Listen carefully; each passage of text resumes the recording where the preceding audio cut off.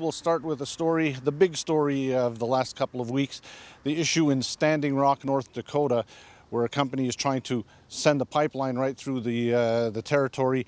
And the protests have been growing, and we have some developments. And joining us is the Chief of Staff for the Mohawk Council of Kahnawake, Winona, Polson-Lahache. The MCK today issuing a letter of support or a statement of support. What can you tell us?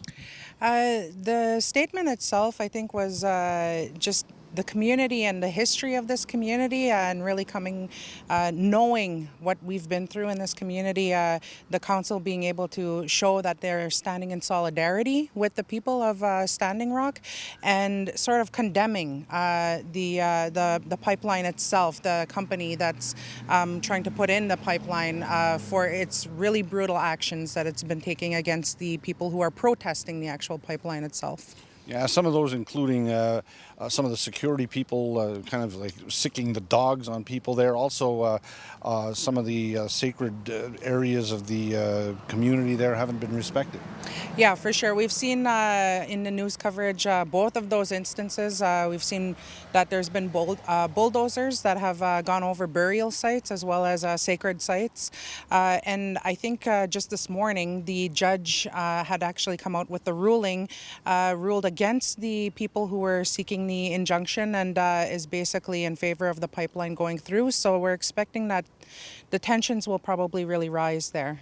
Well, now this is like the largest gathering of the various nations across North America in about 100 years in terms of the various groups that are there, including Mohawks of Kahnawake, and that contingent is expected to grow very shortly. For sure. We've seen, I think, 3 different delegations so far go from this community in particular. At current, the Iroquois Caucus is meeting in 6 nations, and the communities are working towards trying to coordinate some kind of a delegation to go down to stand in solidarity with them. The representation that will be attending from here are Chief Robert Patton as well as Chief Martin LeBourne.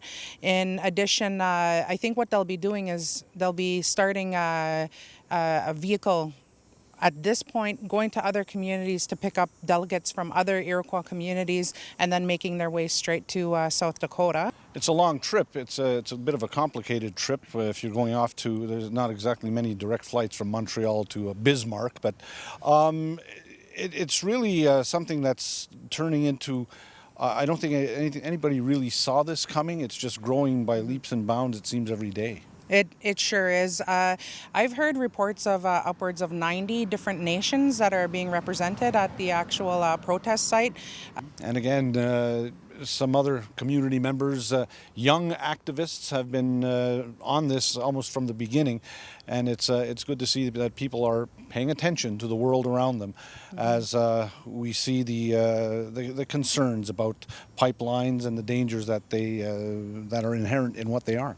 For sure. I mean, it's not unknown to anyone really that Kahnawake has been very opposed to the Trans-Canada pipeline itself. We've been very vocal about our opposition to it. So this is something that we truly and really can actually relate to. And so this other nation that's going through this hardship, it's only, I mean, it's natural for us to want to be involved and show our support to them.